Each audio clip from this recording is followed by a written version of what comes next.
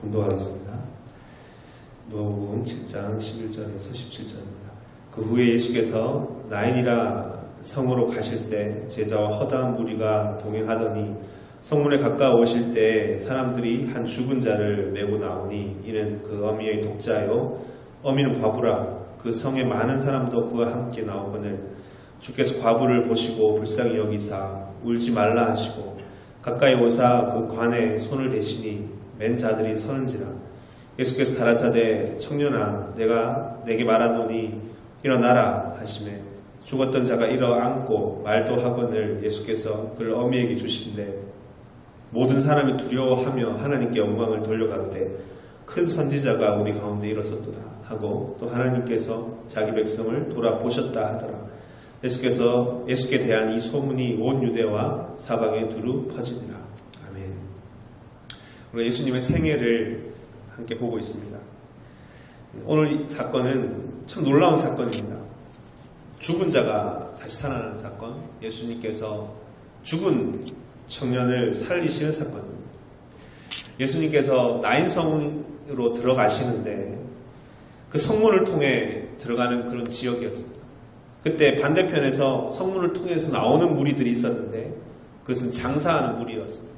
한 청년이 죽은 것을 메고 나오는 그 무리들과 마주치신 겁니다. 이 이야기에서 우리에게 전해지는 세계는 뭐냐 하면 예수님의 우리에게 보여주신 전적인 은혜라는 것입니다.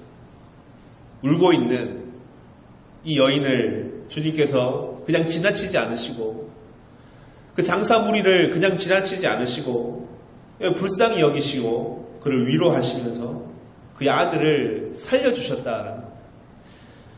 어떤 행위를 했기 때문에 어떤 이전의 행위가 있었기 때문에 그가 지금 이 구원을 얻은 것이 아닙니다. 이 청년이나 그 어미가 한 것은 사실 아무것도 없습니다. 오직 예수님께서 그들을 불쌍히 여기시고 다가오셔서 그들을 다시 살리신 이야기다. 그래서 우리가 함께 묵상하기 원합니다. 우리 교회도 또 오늘 우리의 이 시대도 여러분 오늘 말씀을 묵상하면 마치 이런 시대와 같습니다.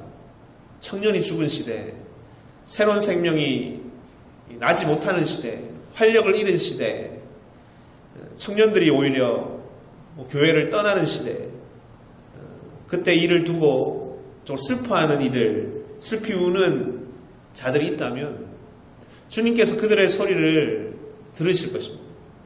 애통하는 자는 복이 있나니 저희는 위로함을 얻을 것이며 라고 말씀하셨습니다. 그 말씀처럼 주님께서 먼저 그 애통하는 자들에게 찾아오셔서 위로해 주시고 그 근본적인 그 슬픔의 원인을 새롭게 해주신다. 이 애통하는 사람, 애통하는 마음을 가진 자에게, 그런 교회에게 주님께서 이런 죽은 자와 같은 자를 살리시는 이런 동일한 기적의 사건이 일어날 줄 믿습니다. 그 믿음을 가지고 이 과부가 체험한, 이 죽은 자들이 체험한 이 은혜를 경험하는 저와 여러분 되시기를 주 여러분 축원드립니다.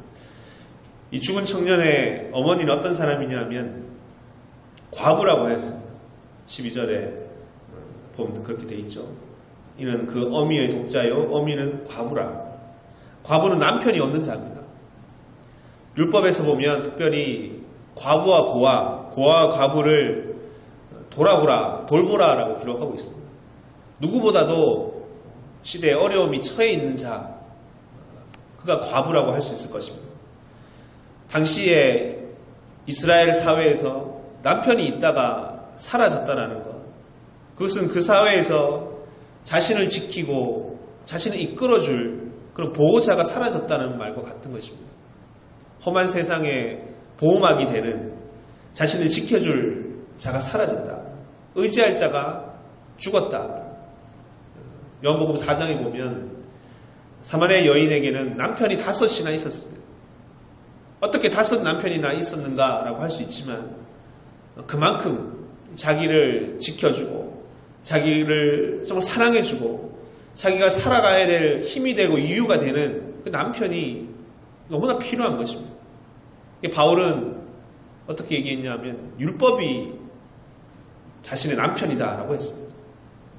그러다가 철저하게 깨져서 이제 진정한 남편이신 예수 그리스도를 만난 겁니다. 그런 남편이 이 과부에게는 있었는데 이전에 죽었다. 이 외아들이 죽기 전까지만 해도 참 과부가 당한, 과부라는 이름 자체로만으로 그가 당한 고난과 외로움과 슬픔은 이루 말할 수 없었을 것입니다. 그렇게 어려웠었는데, 하지만 그 어려움 속에서도 그나마 위로가 되었던 것은 뭐냐면 이 아들이 있었기 때문에, 이 외아들이 있었기 때문에, 이건 독자라고 했습니다. 남편이 지켜주지 못하던 것을 아들이 지켜줬고 그 역할을 해주면서 위로를 받았을 것입니다. 근데 오늘 이야기는 뭐냐면 그 마지막 남은, 자신을 지켜주고 보호하고 자신 믿었던 그 마지막 남아있던 자가, 아들이 죽은 것입니다. 말할 수 없죠. 이제 그 모든 것이 이제 포기되는 애절한 상황. 우리 룻기 잘 아시죠? 룻기 이야기, 나오미와 그 두 명의 여인이 있었는데 그 자신의 자식이 다 죽자 나오미 모든 것을 다 포기하고 자신의 자부들에게 그냥 너희 고향으로 다 돌아가라. 모든 것이 다 포기되고 절망적인 상황, 과부의 삶, 자식이까지 잃어버린 삶이라는 것은 여러분 그런 것입니다. 모든 소망이 끊어진 그런 상황. 그래서 과부는 13절에 보면 슬피 울고 있었다는 겁니다. 주께서 과부를 보시고 불쌍히 여기사 울지 말라 하시고, 지금 장리세 한가운데 있는 이 슬피 울고 있는 여인에게 주님께서는 두 마디를 하시는 겁니다. 하나는 뭐냐면 울지 말라. 그리고 또 하나는 뭐냐면 청년아 일어나라 했습니다. 울지 말라는 말은 여러분 언제 씁니까? 우리가 위로할 때 흔히 그런 얘기를 합니다. 울지 말라. 왜냐하면 다른 세계가 있다라는 것을 주님 보여주시고자 합니다. 다른 세계가 있기 때문에 너가 더 이상 슬피 울지 말라. 예수님께서 부활하신 이후에 그 부활하신 것을 모르고 누가 시체를 가져갔나? 무덤이 비어있는 것을 보고 슬피 우는 마리아에게도 동일한 얘기 하셨습니다. 어찌하여 네가 우느냐? 이 슬픔 속에서 이 주님의 권세와 그 부활의 주님을 보지 못했습니다. 또 요한복음 11장에 보면 마리아와 마르다의 그의 형제인 나사로가 죽었을 때 그것을 보고 슬피 우는 자들이 있었습니다. 그것을 보시고 주님은 안타까워하시고 슬피 우셨다. 어찌하여 우느냐? 울지 말라. 내가 생명의 주인인지 알지 못하느냐? 죽어서라도 다시 살리시는 주님이신 줄 알지 못하느냐? 많은 구원의 사건 속에서 우리는 어떤 구절을 보게 되냐면 내 믿음이 너를 구원하였느니라 라는 구절을 보게 됩니다. 예수님께서 사람들 속에 있는 믿음을 보시고 많은 이적과 은혜를 베푸셨습니다. 그런데 오늘 본문처럼 어떤 믿음의 유무를 보시기 전에 이 고통당하고 있는 사람들에 대한 이 긍휼의 마음을 주님 먼저 붙드시고 그들에게 다가가셔서 은혜를 베푸시는 것입니다. 여러분, 우리에게 임한 하나님 은혜와 은총도 이와 같은 줄 믿습니다. 우리가 아직 죄인 되었을 때 그리스도께서 우리를 위하여 죽으셨도다. 이것이 좀 뜨겁고 절절한 구원을 얻은 자의 고백이다. 무엇 때문이 아니라 죄인이라 할지라도 심판하시지 않고 멸망시키시지 않고 그냥 지나치지 않으시고 불쌍히 여기셔서 우리를 찾아와 주셨다. 14절에 보면 예수님께서 가까이 와서 그 관에 손을 대었다라고 기록하고 있습니다. 여러분, 율법에 의하면 죽은 자의 관에 손을 닿으면 어떻게 생각했습니까? 부정해진다라고 생각했습니다. 그래서 함부로 그 관에 손을 대지 않습니다.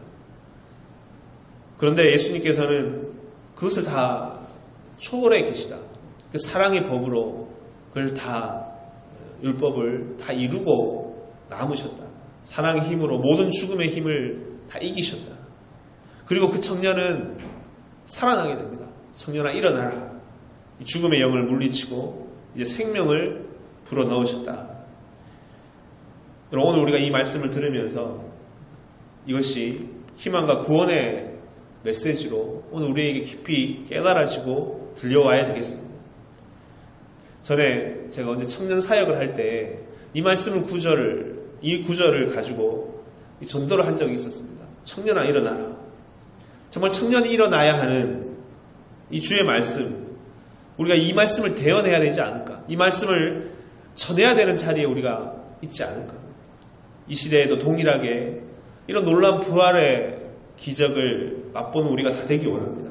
애통하는 마음으로 우리 같이 울면서 이 주님의 긍휼을 입는 우리가 다 되시기를 주의 이름으로 간절히 축원드립니다. 아멘.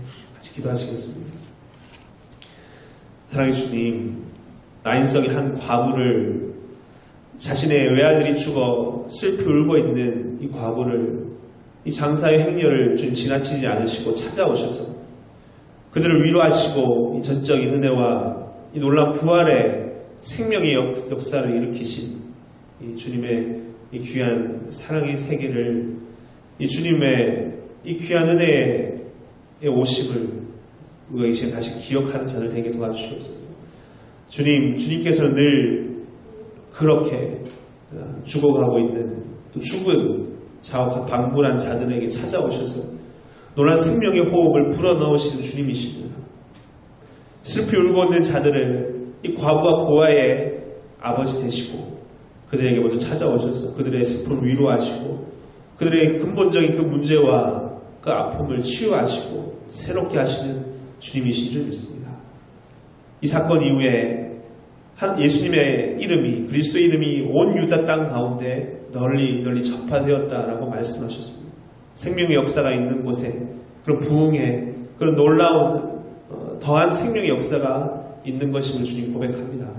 주님 이 시간 주님 앞에 나온 우리들 또한 정말 이 시대를 두고 또한 이 시대 청년이 죽어있는 슬피 울고 있는 이 과부의 이 애통하는 마음을 가지고 정말 간절히 기도하고 이 시대의 회복과 이 정말 주님의 생명의 역사가 일어나기를 간절히 고대하는 마음을 가지고 주님 앞에 나올 수 있도록 주인도해 주시옵소서.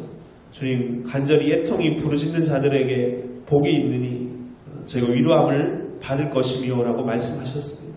그 말씀의 주인 되신 주님께서 이들에게 직접 찾아오셔서 위로와 진정한 생명의 역사를 풀어 넣어주신 그 주님의 귀한 이 역사, 이 기적의 사건을 우리가 함께 보면서 우리 안에 호흡, 우리 안에도 이런 고통의 눈물이 있다면 주님께 찾아와 주셔서 위로해 주시고 또한 새롭게 전환시켜 주시고 놀라운 생명의 역사, 주님의 이름을 높이 불려지게 하는 그런 놀라운 기적의 사건 동일하게 일으켜 주시옵소서. 시간 간절히 구하오니 함께 해주시고 역사해 주시기 원하는데 상이 많으신 예수님 이름으로 기도드렸습니다. 아멘. 함께 주기도문 하겠습니다. 하늘에 계신 우리 아버지여, 이름이 거룩히 여김을 받으시오며 나라 임하옵시오며 뜻이 하늘에서 이루어진 것 같이 이 땅에서도 이루어지이다. 오늘날 우리에게 일용할 양식을 주옵시고 우리가 우리에게 죄진 자를 사하여 준 것 같이 우리 죄를 사하여 주옵시고 우리를 시험에 들게 하지 마옵시고 다만 악에서 구하옵소서. 되게 나라와 권세와 영광이 아버지께 영원히 있사옵나이다. 아멘. 이제 우리가 함께 기도하겠습니다. 먼저 오늘 주신 말씀처럼 청년아 일어나라 하셨던 주의 음성처럼 과부를 위로하시고 그들에게 생명의 역사를 불어넣으신 주님의 이 은혜의 언총을 믿고 우리가 애통하는 마음으로 진정 이 시대를 향한 이 슬피 우는 마음을 가지고 또 우리에게 처한 상황 가운데 주님 어김없이 찾아오셔서 위로해 주시는 주님이심을 믿고 의지하며 간절히 부르짖는 이 시간 되기 원합니다. 가지고 나오신 기도 제목과 교회 공동체 위해서 기도하시다가 자유롭게 돌아가시면 됩니다. 같이 기도하시겠습니다.